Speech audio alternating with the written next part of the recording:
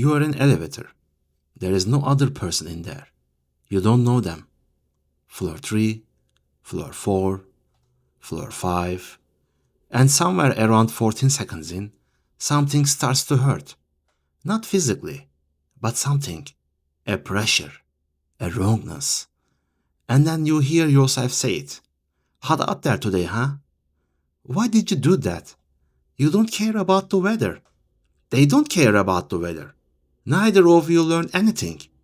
Nobody's life improved. And yet you couldn't stop it. It came out of you like a sneeze. So there is the actual question. Not why is small talk annoying? Everyone knows small talk is annoying. The question is, why is silence worse? To answer that, we have to go back, way back. Before elevators, before language, before us. Picture a group of monkeys, geladas, in the highlands of Ethiopia, and watch what they do all day. They eat, they sleep, they fight, occasionally, and they pick through each other's fur, constantly, methodically, for hours. Now, the obvious explanation is hygiene. They're pulling out parasites, cleaning each other. Makes sense. Except there is a problem with that explanation. Some primates spend up to a fifth of their waking life doing this. Grooming. Hours. Every single day. And here's the thing about parasites. There aren't too many of them. You could clear a monkey's fur in 20 minutes. They are doing 4 hours. So they are not cleaning. They are way past cleaning. They passed cleaning 3 hours ago. They are doing something else. Because when you groom another primate, their brain floats with endorphins, opioids, the same chemical family your body uses to kill pain. You are not delusing them. You are drugging them.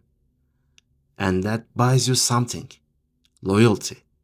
Alliance. Backup if a fight breaks out. It says one thing and it says loudly, I'm spending my time on you. That's the whole message. And time is the one thing you can't fake, can't counterfeit, and can never get back. So grooming works. It's a good system. It has exactly one flaw. It's one-to-one. You can groom one friend at a time. That's it. 2 hands, 1 back.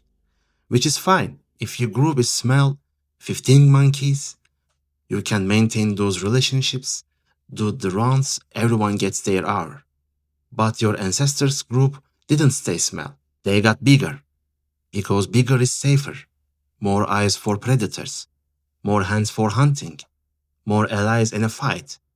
30, 50, 100. And this is where a British anthropologist named Dunbar noticed something that breaks the whole thing. He worked out roughly how big early human groups would have been. Around 150 people. Then he asks the obvious follow-up.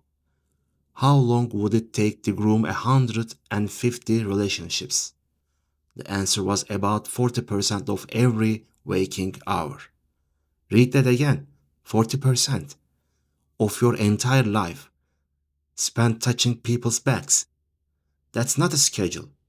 That's a full-time job with no food breaks and you're starved to death holding somebody's hand. So the math doesn't work. Which means one of 2 things had to happen. Either the group falls apart, or something replaces grooming. Something did. Sound.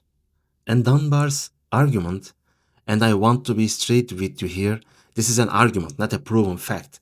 We'll come back to that. Is that vocal noise took over the job that hands used to do. Not because sound is more meaningful, because sound is more efficient. Look at what it fixes. Grooming needs contact. Talking doesn't. You can do it across a fire. Grooming needs both hands. Talking doesn't. You can do it while you walk, while you care, while you eat. And the big one. The one that changes everything. Grooming is one-to-one. Talking is one-to-many. You can only rub one back, but you can say, so how did it go out there today for people at once? and all four of them receive it. That's a 4 times upgrade in social maintenance overnight. And there's a fingerprint of this still on you right now. Count the people in the next group conversation you're in. When it hits 5, watch what happens. It doesn't grow. It splits into 2 conversations of 2 and 3 every time. At a dinner party, in a meeting, at a funeral. Because 4 is the selling. 4 is how many backs your voice can reach. You are running a grooming circle. You are just doing it with your mouth. Which brings us back to the elevator and to the part that actually bothers people. If small talk replaced grooming, why is it so stupid? Why the weather?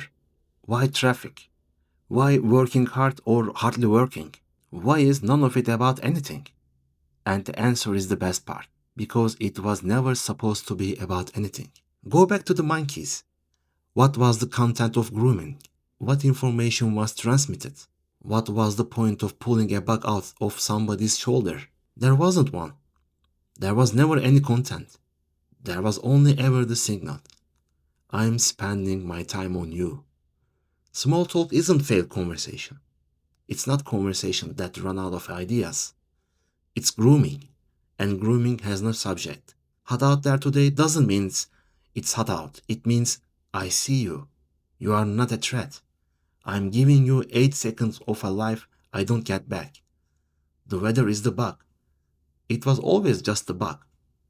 You don't care about the bug. You never did. You care that somebody bothered to reach over and pick it off. Now, I said I come back to this, so here it is. This is a hypothesis. It's a good one. It's elegant. It fits the group sizes. It predicts the 4-person conversation cap. But nobody has proven it. And language doesn't fossilize.